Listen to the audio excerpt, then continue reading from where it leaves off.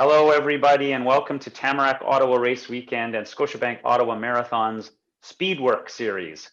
So this is an ongoing series of tips and tricks to hopefully help you have a more successful race and event day at our virtual event this year. And I'm with my co-host, Dylan Wykes from Mile to Marathon. Nice Mile to Marathon plaque behind you there, Dylan. That's a really nice piece of woodwork.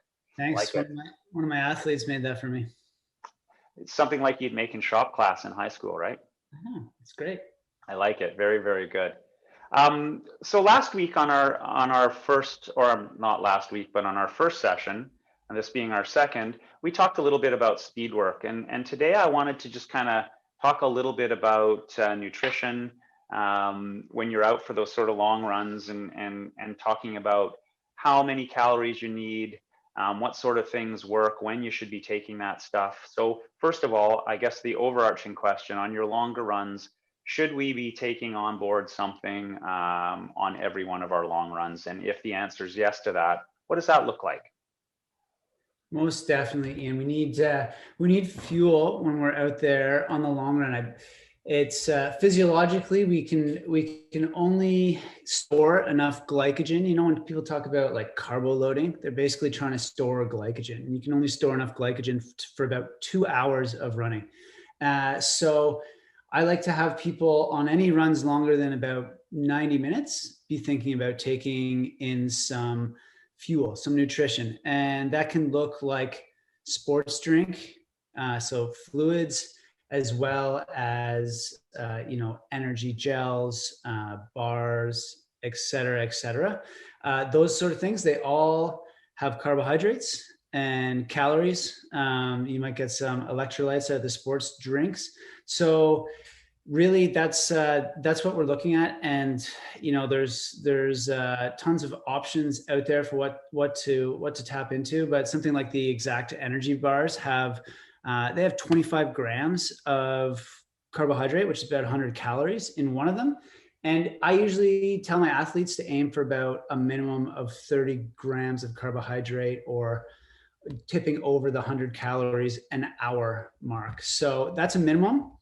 Maximum is really what your body can handle. So there's a lot of trial and error in all of this. I think that's a really good point too. And so, a couple of questions that I get asked, and the answer to me is obvious, but it isn't actually when you think about it. So I get asked this question a lot. When should I be starting to take on board some nutrition? Should I start when I'm feeling hungry at the end of my long run, or should I be starting kind of essentially right out of the gate, right? And tell me about that. Yeah, it's there's always that athlete that reports back after their first marathon and say, I was feeling great, then all of a sudden I wasn't, so I decided to take some nutrition, but I still bonked. And they just started too late. You should start early on, and that starts with even before your race or your long run, but then consistently throughout, as early as 20 minutes into the run, and then at consistent periods throughout, and aiming to hit the amounts that will give you enough calories or carbohydrates to get through the run and to set you up for future training. I know we're going to talk more about long run recovery in another spot, but basically the idea here with the long run is you want to be able to fuel yourself through the long run, but then also not be in a completely depleted state after the long run, so that you're taking 5-6 days to recover from your long run. That's not going to be a very effective training program. If you get in a long run, you need 5 days recovery before you can really train. Yeah, and I think that's really important, and I totally agree with you. I think it's the road to ruin if you feel like, oh no, I'm starting to bonk, I should take a gel now, I know I only have 20 minutes left in my long run. Well, that gel that you just took in is going to kick in about 15 minutes after you jump in the shower after your long run. It's not going to be very helpful in that sort of window where you need it to be. So I think that's important. I think the things that you said that really resonate with me are having a plan, having sort of a plan out the door of how you're going to manage that nutrition, and also just taking the time to experiment with some things, right? So I find I get a little bit heavy and jiggly if I do a lot of fluids as my nutrition source.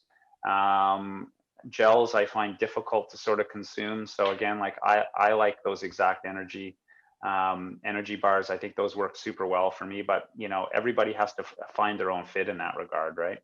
Yeah, you nailed it, Ian, for sure. There's got to be, it's very individual. What works for me or you may not work for the next person. So there's got to be some trial and error in there, and you've got to have a few of those long runs earlier in your training plan when that's kind of the purpose of them. Besides just getting in the prescribed distance or time, it's really practicing your fueling. It's interesting, you know, I'll end the conversation today on an anecdotal note of somebody that I know, and probably you know as well, but I won't name who that is. And, you know, in his quest over the years to have an iron stomach when he was doing Ironman events, he tried all sorts of things to eat prior to going for his long run to see just how much he could tolerate stuff. So he did things like frozen hot dog wieners to see how he would tolerate that. Nachos before he would start his long run. And his thinking was, if I can do this, and tolerate a stomach with that stuff in it, I can tolerate anything on race day. Needless to say, I don't think that worked. Yeah, I'm not an exercise physiologist, but I don't, you know, in theory, I get where he's coming from, but at the end of the day, it's, you know, that's a bit risky. I think that chili sauce is not going to be a real winner for race day. Yeah. Thanks, Dylan.